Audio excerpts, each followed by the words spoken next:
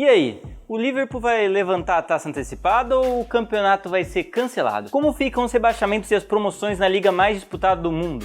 Se bem que não dá pra chamar de mais disputada agora que o Manchester City e o Chelsea ganharam 5 dos últimos 6 campeonatos, né? Olá, seja bem-vindo ao Futebol Brasil, eu sou o Lucas Figueiredo e vamos hoje falar um pouco da Premier League, oficialmente suspensa mesmo com caráter temporário, né? Não se sabe bem quando volta, então como vai ficar a competição depois desse período? Será que veremos o Liverpool campeão?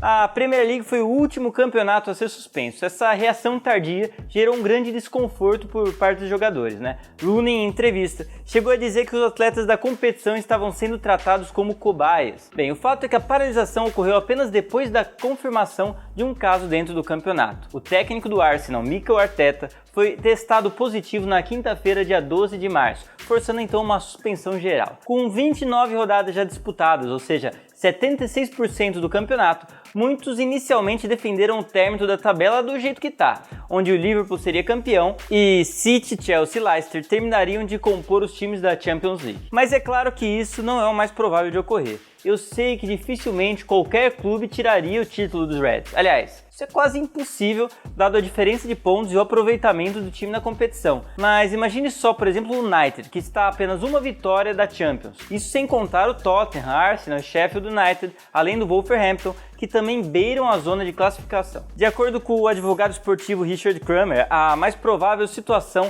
é o anulamento do campeonato como um todo. Isso porque a Inglaterra foi o último país afetado pelo vírus, pelo menos oficialmente, né? Ou seja, é improvável que antes de junho consiga se restabelecer os jogos normalmente. Isso tiraria o título do Liverpool, sim, mesmo 25 pontos na frente do segundo colocado. Lembrando, lógico, que o City tem um jogo a menos, né?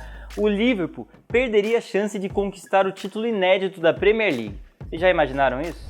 Para piorar, as empresas televisivas que detêm o acordo dos direitos estariam planejando aplicar uma multa nos principais times da Premier League caso as partidas realmente não ocorram. De acordo com o Daily Mail, a Sky Sports e a BT Sport poderiam pedir um ressarcimento de 37 milhões de libras para cada clube inglês da Premier League, algo que com certeza não será simplesmente aceito pelo alto escalão da competição. E o problema não é apenas o topo da tabela do inglesão, né? Como eu citei quando comentei sobre o Campeonato Brasileiro no vídeo de ontem, os times têm um planejamento baseado boa parte em direitos televisivos, bem como em bilheteria. Esse segundo em especial é muito importante na Inglaterra, que tem as maiores porcentagens de lotação de estádio entre as grandes ligas europeias. Ou seja, times menores que dependem dessa receita podem correr o risco de quebrar caso os contratos de direitos de TV não forem cumpridos, bem como a arrecadação dos jogos não existe.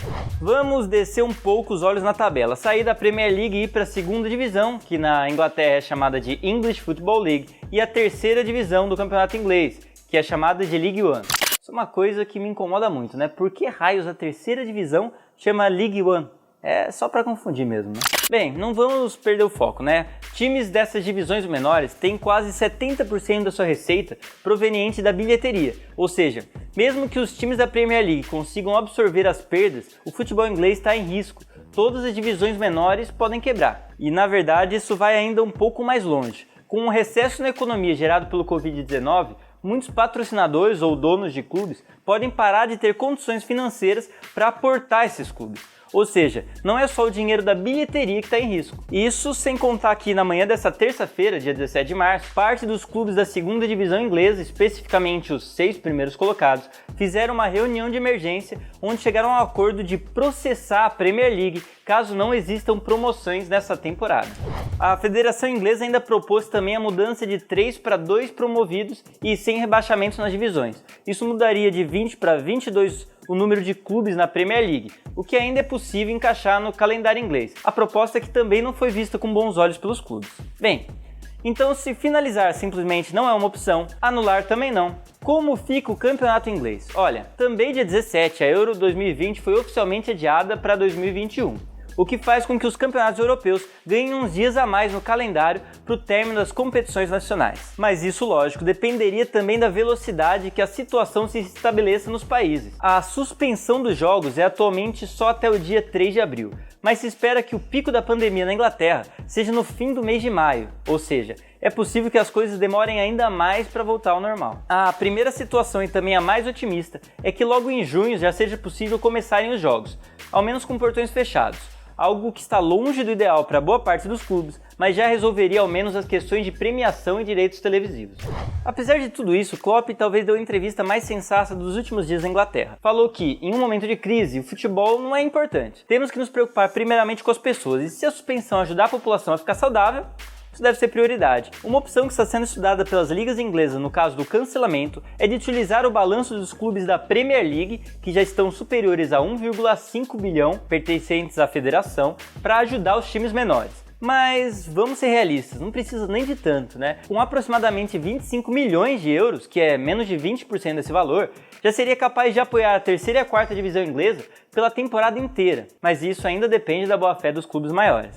Bem, eu falei, e afinal, como fica a Premier League para você, torcedor fanático, que tá louco para que retornem os jogos? Bem, vai ser dependente da situação da saúde no país. Caso tudo seja controlado até o fim de maio, ok. É possível ainda acumular os jogos até agosto, diminuindo a pré-temporada ou, caso o problema com o Covid-19 se estenda até junho, é possível terminar os jogos atrasando um pouco a temporada 2020-2021. Agora, caso tudo ainda fique sem condições até depois de julho, amigo, principalmente você, torcedor do Liverpool, preveja um cancelamento inevitável do campeonato. É justo? Não sei. Aí é você que vai me falar aí embaixo nos comentários como você resolveria a situação.